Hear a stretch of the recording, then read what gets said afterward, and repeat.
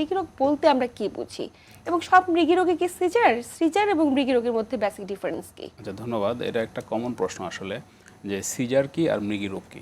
সিজারের বাংলা হচ্ছে খিঁচুনি, অর্থাৎ কারো যদি ধরেন হঠাৎ করে হাত পা ঝাঁকুনি আসে বা সে ধরেন ভ্যাকেন্ট লোক হয়, অর্থাৎ অন্যদিকে তাকিয়ে থাকে বা অস্বাভাবিক আচরণ করে, এ ধরনের অনুভূতিটা যদি হয়, সিমটম যদি হয়, সেটাকে সিজার বলে। সিজার তো নির্দিষ্ট কতগুলো কারণে হয়, নির্দিষ্ট কোনো কারণে যদি হয় সেটা সিজার। আর এই সিজারই যদি দেখা যাচ্ছে যে বারবার হতে থাকে, কারো একটা দীর্ঘমেয়াদী সময় ধরে হতে থাকে, তাহলে সেই জিনিসটাকে বলা হয় মৃগীরোগ বা ইপিলেপসি। এই যে এপিলেপসি হচ্ছে বা মৃগীরোগ হচ্ছে, যেটাকে আমরা বাংলায় মৃগীরোগ বলি, আসলে আক্রান্তের ঝুঁকিতে কারা? যে কোনো ব্যক্তির কি মৃগীরোগ হতে পারে?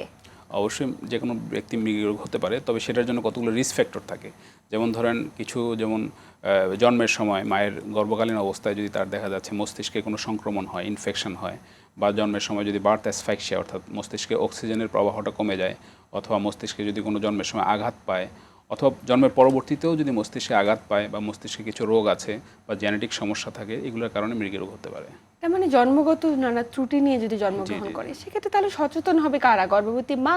নিশ্চয়ই গর্ভাবস্থায় একটু সচেতনতা বাড়ানোটা অবশ্যই গর্ভবতী মাদেরকে সচেতন হতে হবে, বিশেষ করে যাদের ফ্যামিলি হিস্ট্রিতে আগের বাচ্চাগুলোর যদি মৃগীরোগের ইতিহাস থাকে, অথবা দেখা যাচ্ছে যে তার গর্ভকালীন সময় যদি দেখা যাচ্ছে নানা ধরনের রোগ হয়, কিছু ইনফেকশন জাতীয় রোগ হয়, সেগুলো দ্রুত চিকিৎসা করাতে হবে।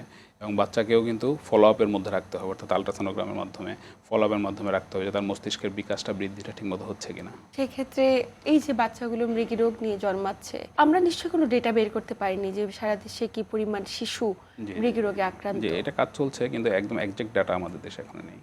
একটু জানতে চাই যে মানে একটি ছোট্ট সন্তান জন্মানোর কতদিন মধ্যে বোঝা যেতে পারে যে মৃগীরোগ হয়েছে কিনা, এবং বহিঃপ্রকাশটা কেমন হয়? মৃগীরোগ হলে সাধারণত দেখা যাচ্ছে এটা জন্মের পরপরই কিন্তু আসতে পারে, অর্থাৎ জন্মের পরপর থেকে আসতে পারে, কিন্তু তখনকার বহিঃপ্রকাশটা এবং মানে বড় হয়ে গেলে সেই সময়ের বহিঃপ্রকাশটার মধ্যে ভিন্নতা থাকে।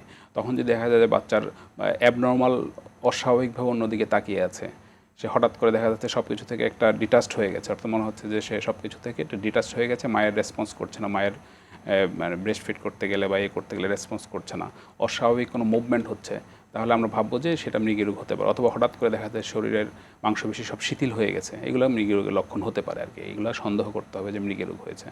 এবং এগুলো তো জন্মানোর পরপরই ছোট সন্তান, কিন্তু অনেকে দেখা যায় স্বাভাবিক রয়েছে, হঠাৎ করে একটি নির্দিষ্ট সময় পরে গিয়ে দেখা গেল মৃগীরোগ হচ্ছে, বা বহিঃপ্রকাশটা দেখা যায় কয়েক বছর পরে হতে পারে। মানে এটা কি কারণে? এটার পিছনে কোনো সুনির্দিষ্ট কারণ রয়েছে? হ্যাঁ, এটা হচ্ছে যে আমরা বলি যে মৃগীরোগটা সাধারণত বাইমোডাল, অর্থাৎ মানে দ্বিমুখী, অর্থাৎ দুইটা বয়সী হতে পারে, একটা অল্প বয়সে হতে পারে, বেশি বয়সে হতে পারে।